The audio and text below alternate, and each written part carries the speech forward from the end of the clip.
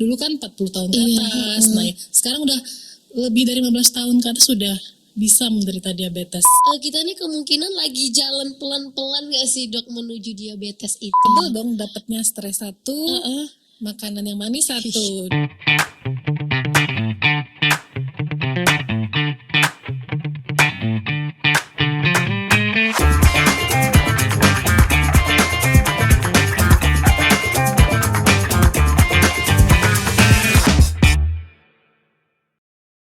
Layar penuh notif, scroll tanpa henti. Tapi ada yang lebih manis dari konten FYP hari ini. Gula darah naik tanpa kita sadari. Saatnya kita jaga sebelum terlambat nanti.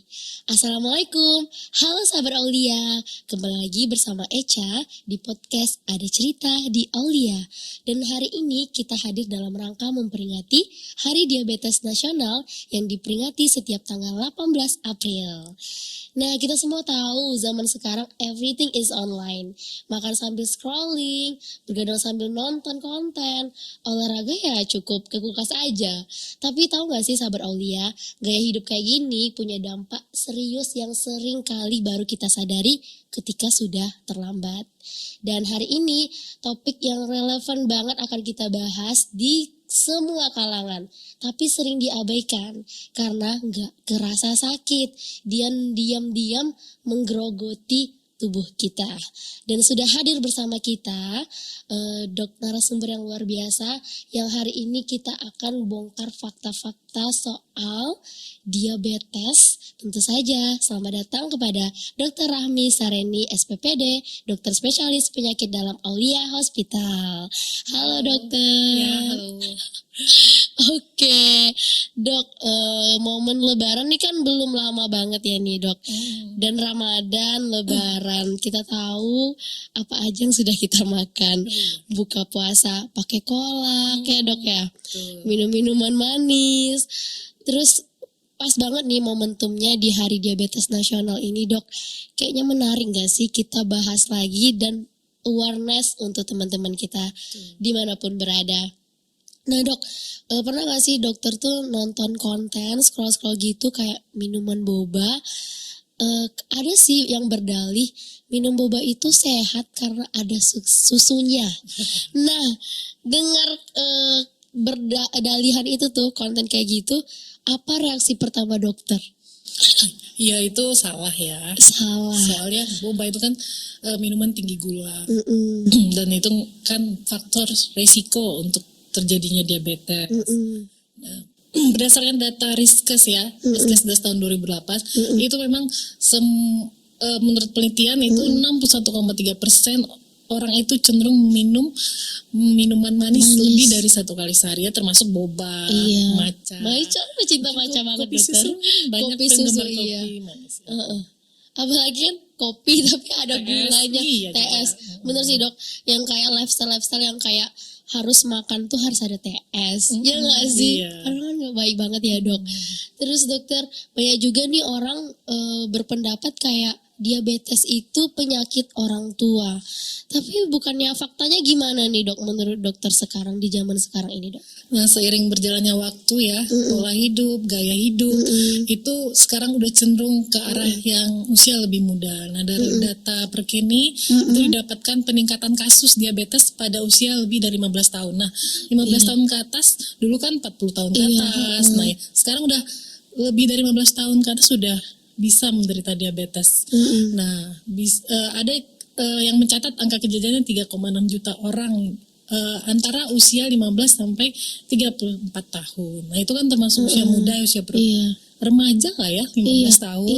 Nah itu tinggi sekarang prevalensi untuk terjadinya diabetes pada usia muda. Mungkin salah satunya faktor resikonya itu dengan konsumsi tinggi gula, dengan gaya hidup yang nggak sehat ya.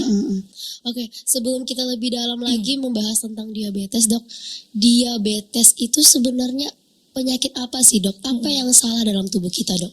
Nah diabetes itu salah satu penyakit endokrin hormon akibat kegagalan sel beta pankreas yang ada di dalam tubuh kita menghasilkan untuk memproduksi insulin. Nah itu diabetes itu memang ditandai dengan kenaikan gula darah, tapi banyak lagi gejala dari yang objektifnya itu kenaikan gula darah. Oke. Kan kerusakan di pankreas kita ya dok. Nah kerusakan ini apa karena lifestyle kita dok? Apakah dia memang berlangsung lama? Kata dokter kan umur 15 tahun saja sekarang tuh udah bisa kena diabetes. Nah bagaimana perjalanannya itu kok bisa dibilang cepat gitu dok? Di umur sekarang 15 tahun aja udah kena diabetes tuh dok. Jadi sebenarnya DM itu ada berapa tipe. Nah, DM tipe 1, DM tipe 2, dan DM tipe lainnya. DM tipe 1 ini penyebabnya itu terjadinya kegagalan sel beta pankreas untuk menghasilkan hormon insulin. Nah, bisa penyebabnya autoimun atau kongenital atau penyakit bawaan dari lahir. Nah, sedangkan DM tipe 2 ini yaitu penyakit diabetes biasanya didapatkan pada usia yang relatif lebih dewasa muda ke atas ya.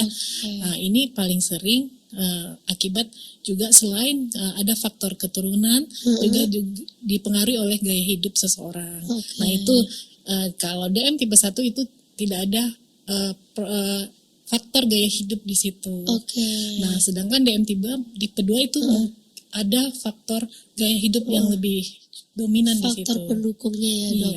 Sebenarnya dia ya sehat awalnya, tapi karena lifestyle, makannya, ya aktivitasnya gimana mungkin kurang olahraga ya dok, dan ada keturunan juga, itulah yang mendukung pasien ini terkena diabetes tipe 2 yang kita kenal. Nah ngomong-ngomong tentang diabetes mellitus tipe 1 dan tipe 2, menurut dokter nih di zaman sekarang prevalensinya mana yang lebih tinggi nih dok? Kalau DM tipe 1 itu jarang ya. Lebih banyak sekarang DM tipe 2. Karena lifestyle. Karena memang kalau kita bicara tentang lifestyle beda banget ya dok sama yang dulu. Kalau dulu kan kayaknya orang tua kita tuh cemilannya itu kayak ubi rebus ya kan. Kita udah donat, minum dikit. Kayaknya minuman manis tuh udah bisa diakses dengan mudah secara online. Ya contohnya matcha, Thai tea, kopi pun ada gulanya, nongki sana nongki sini. Kopinya manis ya dokter ya. Nah ada juga nih dok, Eca ketemu di Poli, pasiennya ini didiagnosa dengan pre-diabetes dok. Nah terus ini nih berbahaya nggak dok? Dan apa bisa sembuh dok? Kita bahas dulu tentang prediabetes itu apa ya. Prediabetes itu yaitu kenaikan kondisi di mana terjadi kenaikan kadar gula darah tapi belum di tahap diabetes. Nah, jadi dia ada sebelum jadi diabetes mungkin sudah pada tahap prediabetes. Nah, prediabetes ini bisa jatuh ke diabetes jika tidak ditangani dengan baik atau dengan perubahan pola hidup yang mungkin memang sebelumnya pasien sudah punya faktor keturunan. Nah, jatuh pada prediabetes kalau tidak dikelola dengan baik, nah akan jatuh ke diabetes. Nah, bisa prediabetes jika pola hidup sehat dikelola dengan baik, bisa tidak jatuh ke diabetes. Mungkin diperlama untuk jadi diabetesnya kayak gitu. Dok, kalau misalnya pasien datang itu udah didiagnosa diabetes mellitus tipe 2 gitu kan dok. Itu tuh memang selamanya seumur hidup dia sakit diabetes itu dok, atau apa penanganannya untuk pasien ini dok? Nah, setelah pasien terdiagnosa diabetes oleh seorang dokter, nah jadi konsep yang selama ini dibilang diabetes itu tidak pernah sembuh, tidak pernah sembuh. Nah, sebenarnya kita balik lebih ke arah positif ya, DM itu harusnya terkontrol, karena jika tidak dikontrol dengan misalnya perubahan pola hidup, dengan obat-obatan, itu akan tidak jadi terkontrol. Nah, justru akan mempercepat terjadinya komplikasi-komplikasi. Nah, maksudnya kita lebih ke positifkan ya, DM-nya terkontrol.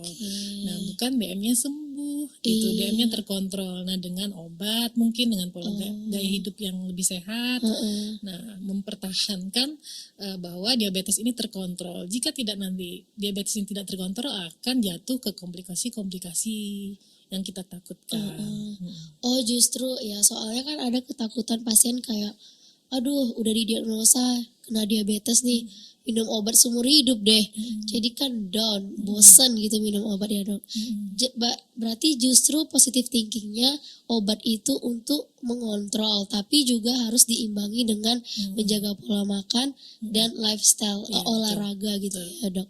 Oke, nah kalau misalnya nih dok ada Aca pernah dengar nih pasien konsulkan sama dokter ada ditawarkan terapi insulin karena mungkin kadar glukosanya tuh emang sulit turun gitu ya dok. Nah terapi insulin sama obat oral gitu dok, itu tuh apa sih bedanya dok? Oke, sebenarnya lini pertama untuk pemberian terapi diabetes itu dimulai dengan oral, tapi lihat dulu kondisinya. Nah, ada pemeriksaan namanya HbA1c. Nah, jika HbA1-nya lebih dari 9 itu sudah jalannya kita indikasi untuk pemberian insulin sehingga terjadinya penurunan HbA1c dengan cepat dengan pemakaian insulin. Tapi kan nggak semua pasien mau suntik ya. Nah, itu harus edukasi benar-benar ke pasien bahwa nggak selamanya juga pakai insulin. Kalau nanti HbA1-nya juga sudah mulai turun, terkontrol, nanti boleh kita switch dengan obat oral. Oke dok, ngomong-ngomong tentang lifestyle, tentang gaya hidup kita sekarang kan beda banget, jomplak banget ya dari zaman dulu sama sekarang. Udah disinggung juga tadi Aca di awal, minum-minuman boba. Dokter suka minuman boba nggak dok? Oh nggak boba, saya pecinta kopi. Aca pecinta matcha. Oke. Tapi kopi pakai gula nggak sih dok? Dikit lah, berdalih dibalik dikit ya. Tetap aja itu minuman manis ya dok. Betul, manis. Nah dengan lifestyle kita seperti ini, kita ini kemungkinan lagi jalan pelan-pelan nggak sih dok menuju diabetes itu? Nah itu dia, kan salah satu faktor risiko tadi yang kita bahas tadi ya, diet tinggi gula, diet tinggi karbo. Nah itu salah satu faktor risiko yang mempercepat terjadinya diabetes. Apalagi kalau kita sudah punya bakat diabetes dari orang tua, keturunan. Nah itu akan lebih cepat lagi jatuhnya ke diabetes. Nah jadi memang ya kalau bisa ditahan-tahan. Maksudnya sehari dikurangi gitu ya dok. Jangan kayak 3 kali sehari gitu minuman manis ya dok. Ada lah komposisi maksimal pemakaian konsumsi gula itu per hari. Oh iya.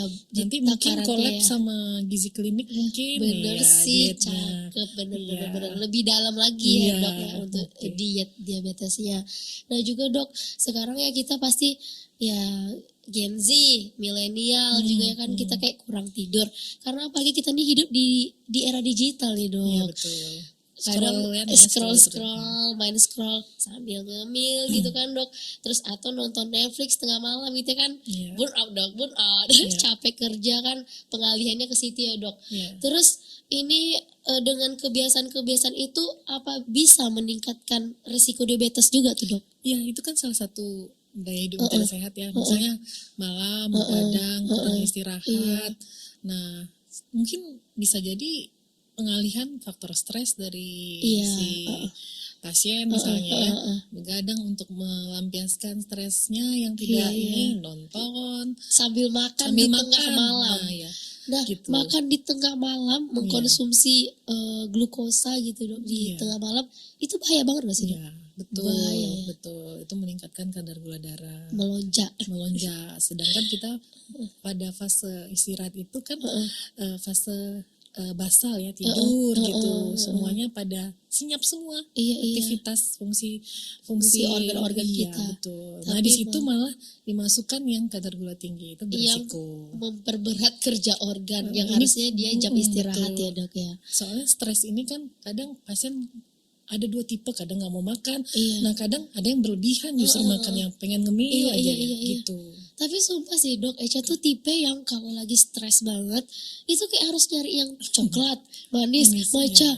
Itu gimana sih dok? Secara psikisnya memang begitu double dong dapatnya stres 1, makanan yang manis 1, 2 faktor resikonya sudah dikerjakan ya kan, menuju diabetes.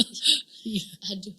Terus juga dok, kan stres karena kerjaan, terus juga ya kerjaan mungkin lingkungan kerja yang toksik, atau yang ngeliat kita scroll media sosial, terpaparnya banyak informasi gitu ya dok.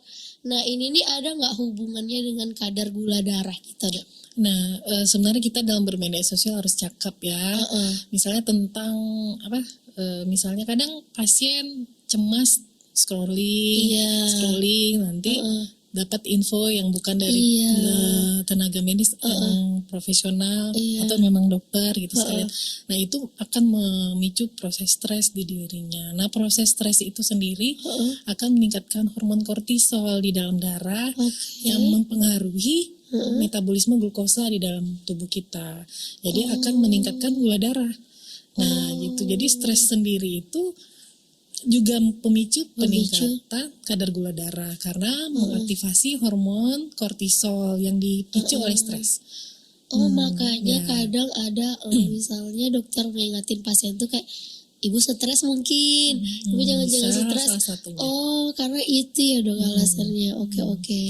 Kadang pasien sudah jaga pola makan dok, sudah aktivitas, tapi faktor stresnya tidak dikelola. Nah bisa jadi itu juga pemicu salah satu peningkatan kadar gula.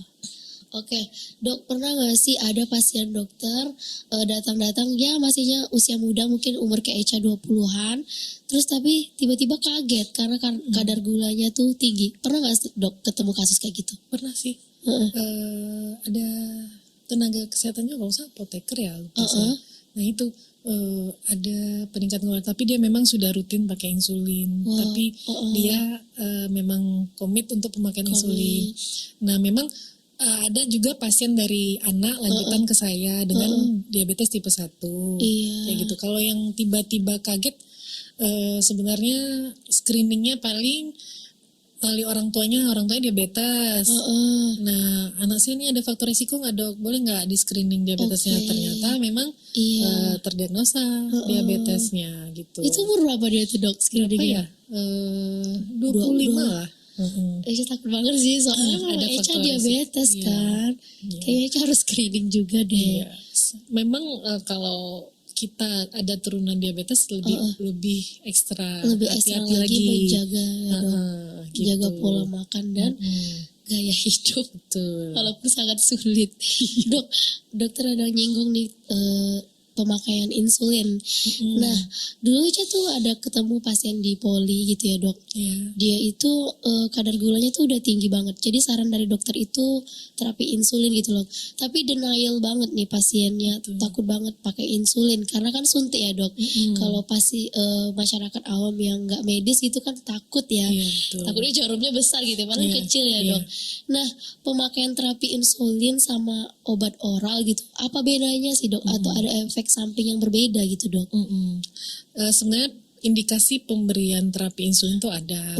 Misalnya pasien sudah gula darahnya tidak terkontrol dengan HbA1c 9 poinnya kan. Terus diabetes dengan komorbid, yaitu misalnya pasien dengan ginjal, penyakit hati, itu lebih aman dengan pemakaian insulin. Nah, kalau dengan obat-obat makan itu ada berbagai obat yang tidak bisa kita pakai pada kondisi tertentu, misalnya pada pasien gagal ginjal, pasien hati, terus pasien dengan pemakaian obat paru misalnya. Jadi ada interaksi obat.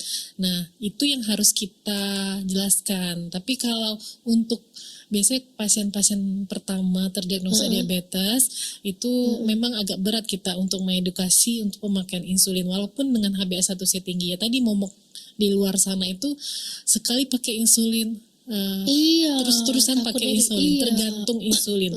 Padahal itu dikontrol, bukan tergantung namanya. Nanti kalau HbA1c turun sudah bisa ngontrol, nanti banyak kok pasien saya switch pakai obat. Gitu. Kalau obat kan banyak ya cara kerjanya banyak, kadang triple terapi, ada dari monoterapi 1 kombinasi nanti jadi 2 obat, lanjut 3 obat, 4 obat. Nah mau sampai kapan ya kan tetap nggak terkontrol. mungkin selain gaya hidupnya, mungkin keteraturan minum obat juga pasien harus kita edukasi. Nah, sebaiknya untuk meminimalkan nih minum obat. Kadang dari poli jantung sudah banyak obat, nanti lagi ke poli saraf, obat lagi. Jadi kan polifarmasi, jadi pemakaian banyak obat. Mending kita minimalkan pemakaian obatnya dengan insulin. Lebih cuman kan ya itu takut disuntik. Nah, padahal jarumnya kecil. Nah, itu yang harus kita edukasi pasien diabetes ini. Semoga nggak takut lagi pakai insulin gitu. Oke, kita udah banyak banget nih ngomong-ngomong tentang diabetes. Nah, sebenarnya tuh dok, gejala-gejala gitu. Gejala-gejala kita tuh terkena diabetes itu apa sih dok? Dia memang terkenal gejala diabetes, ada trias klasik. Jadi 3 gejala klasik yang sering timbul pada penderita diabetes itu sering haus, sering pipis malam hari, ya, sering lapar, baru makan udah lapar lagi, kayak gitu. Itu kan banyak gejala lainnya, kebas mungkin. Iya, sudah, itu sering banget tuh di poli itu dok. Padahal sudah jatuh diabetes itu kebasnya gitu. Terus sering gatal, mungkin luka yang sukar sembuh. Terus pada perempuan mungkin keputihan. Pada laki-laki mungkin terjadi disfungsi ereksi, bisa jadi salah satu gejala diabetes gitu. Jadi tapi mungkin itu udah faktor sudah lanjut ya. Mungkin pada awal-awalnya ya yang itu trias klasik tadi, sering pipis malam. Malah itu tanda awalnya gitu ya dok. Itu. Oke. Terus dokter ada singgung tadi kan kayak jari-jari gitu kebas gitu. Aja pun sering kalau nanya pasien kontrol rutin di poli itu, ibu masih ada keluhan nggak? Oh iya biasalah kebas-kebas gitu. Dok, itu tuh apa sih yang terjadi dalam tubuh kita? Diabetes ini kenapa bisa membuat jari-jari itu kebas gitu? Itu salah satu komplikasi diabetes. Udah komplikasi justru. Iya, benar. Itu neuropati perifer pada diabetes. Itu memang keluhan yang paling sulit hilang pada pasien. Walaupun sudah dikasih obat, kombinasi dengan fisioterapi, itu memang susah hilangnya, susah kaburnya itu satu keluhan itu kebas. Memang sangat karena mengganggu itu pada pasien. Kayaknya udah perjalanan panjang dia sampai ke situ ya dok. Iya. Oke. Nah, kapan nih dok waktu yang tepat kita untuk ngecek gula darah? Mungkin kita bagi dulu, misalnya faktor yang resiko tinggi dan resiko rendah. Misalnya yang sudah menderita ada keturunan dengan diabetes, mungkin lebih aware, lebih cepat. Harusnya screening dulu. Nanti kalau memang masih aman ya setiap tahun mungkin. Ya, jadi medical check up ya dok. Medical check up. Nah, kalau yang tidak ada risiko diabetes, ya mungkin salah satu screeningnya medical check up juga, mungkin per tahun mungkin.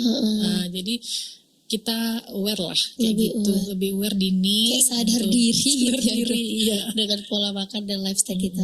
Nah, di Oli Hospital tuh ada nggak sih pemeriksaan atau layanan yang tersedia untuk deteksi dini diabetes nih dok? Ada pemeriksaannya. Pertama pemeriksaan gula darah, gula darah puasa ya, puasa. Ya, kemudian puasa berapa jam gitu dok? Kalau gula darah kita puasanya 8-10 jam. 8-10 jam.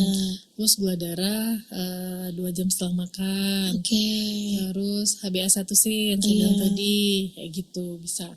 Rasanya cuman itu. Dan urin mungkin salah satu yang kita bisa adanya terdapat glukosa di urin. Itu juga. Itu yang sering dia bilang kencing manis. Iya betul. Nah benar itu iya. Jadi tinggi gulanya di urin.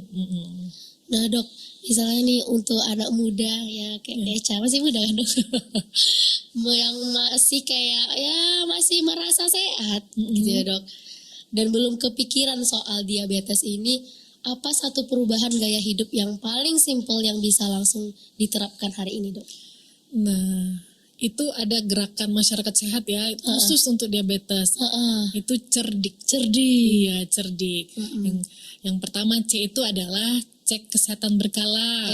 Kemudian enyahkan rokok bagi yang perokok ya.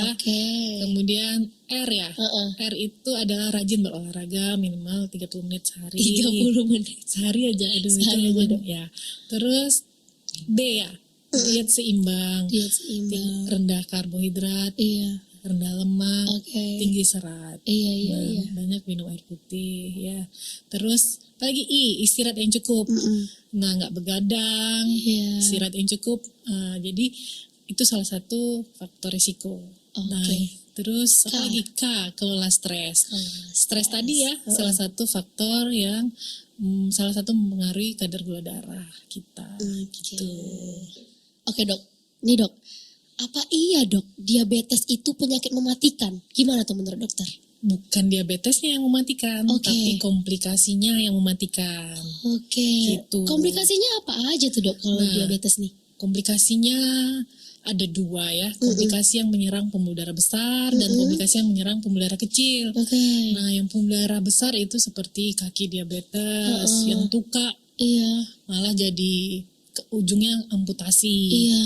Nah, kemudian penyakit cerebrovaskular, misalnya Oke. stroke, Iya. ya, stroke. Kemudian jantung, Oke. kardiovaskular, atau jantung, serangan jantung, itu.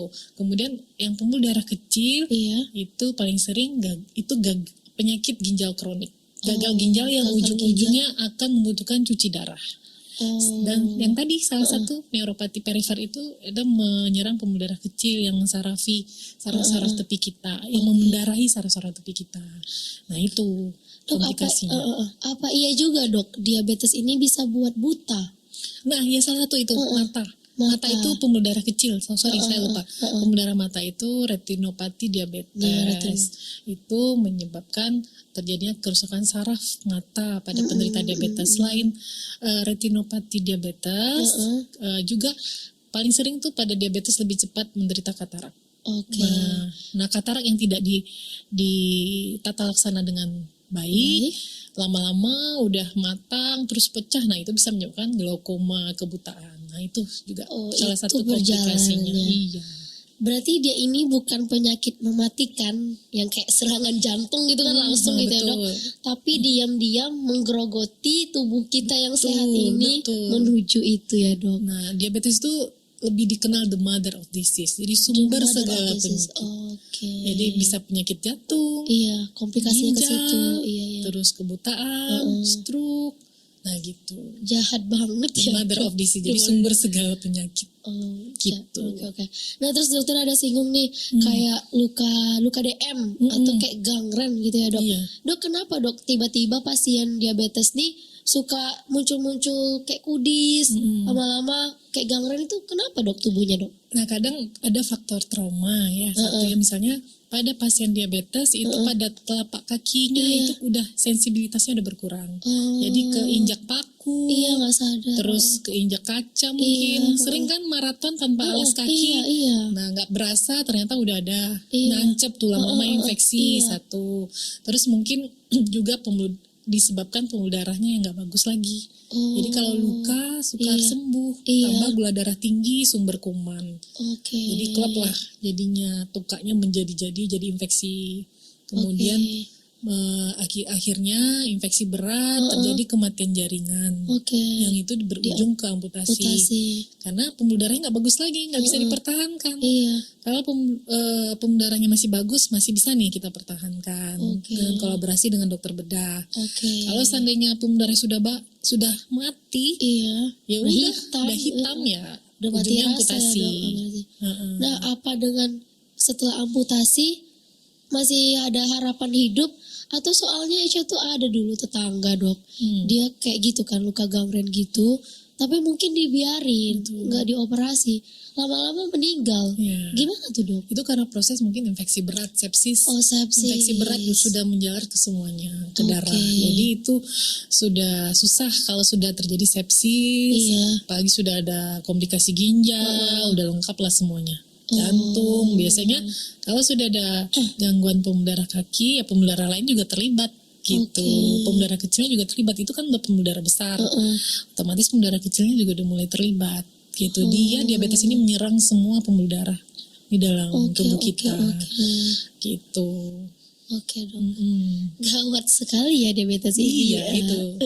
Jadi memang harus dicegah dan dikontrol. Oke. Jangan takut. Jangan takut. Kalaupun sudah tahu, lebih cepat lebih baik kita Betul. tangani ya dok. Betul. Nah, untuk motivasi nih dok, pasien-pasien kita yang udah terkena diabetes, bisa nggak pasien ini berhenti obat, tapi komit menjaga pola makan dan olahraga? Apa bisa dok? Sebenarnya ada beberapa kasus yang bisa kalau memang mereka komit ya dengan pola makan dan olahraga, tapi kita harus cek berkala. Tetap harus dipantau, dicek HbA1c-nya berkala. per 3 bulan. Oke. Terus profil lipid kolesterolnya per 6 bulan. Jadi kan salah satu faktor resiko juga kolesterol tinggi pada diabetes juga mempermudah terjadinya penyumbatan di semua pembuluh darah. Gitu. Jadi faktor-faktor resiko itu yang kita kontrol ketat. Iya. Kalau memang pasien bisa, rasa saya bisa. Bisa. Ada ya dok, kasus kayak gitu ya, dok? Ada. Oke, bicara tentang komplikasi yang sampai awalnya diabetes tapi gara gagal ginjal. Nah, perjalanan menuju itu gimana sih dok? Soalnya kan ada pasien ini bosan minum obat karena kan ada mitosnya itu minum obat nanti jadi ginjalnya rusak. Sebenarnya apa dok? Nah, itu yang lebih diluruskan. Itu yang harus diluruskan. Yang beredar di masyarakat itu salah. Kalau obat gula nggak diminum, naik tinggi gulanya, justru mempercepat terjadinya gagal ginjal. Nah, bukan karena obatnya sendiri yang menyebabkan ginjal, karena kita memberi obat dengan dosis terapi, dosis yang sudah ditetapkan, kecuali dengan dosis tinggi, sifatnya nefrotoksik, merusak ginjal, tidak kayak gitu. Jadi justru malah di masyarakat tuh salah pemahamannya. Banyak minum obat ginjal cepat rusak. Ini pada pasien diabetes dan hipertensi terutama ya. Hipertensi dan diabetes penyumbang gagal ginjal yang paling besar. Jadi harus dikontrol yaitu dengan obat. Nah, gitu. Dan dibantu dengan pola makan dan pola hidup ya dok. Oke dok, kalau boleh nih dok, satu kalimat yang paling dokter ingin diingat oleh semua orang yang dengerin podcast kita hari ini, apa itu dok? Oke, kalau dari saya ya, tidak semua yang manis itu baik. Jadikanlah hidup Anda manis tanpa diabetes. Wah, cakep ini. Oke dokter, terima kasih banyak dok untuk semua penjelasan dan insight hari ini. Jujur Eca jadi kayak beban sih dok setelah ini. Iya kan, kayak mulai-mulai deh kurangi pola makan, dijaga banget. Screening diabetes juga harus karena Eca juga ada keturunan diabetes ya dok. Terus juga ya mikir-mikir lagi deh sehari ini dikurangi lagi 1 hari per 3 hari seminggu atau kalau bisa sebulan. Tapi itu ekstrim ya dok. Tapi kayaknya demi investasi masa depan apa enggak ya dok ya dok. Dan Sobat Aulia yang dengerin, semoga hari ini kita mendapat banyak insight baru ya. Dan semoga benar-benar menyadarkan kita nih untuk aware lagi menjaga pola makan dan memulai olahraga ya dokter. Berapa menit dok harusnya? 30 menit sehari. Oke dokter, sebelum closing nih boleh nggak Aca tutup dengan pantun ya dok? Boleh. Tapi bantu cakepnya ya dok.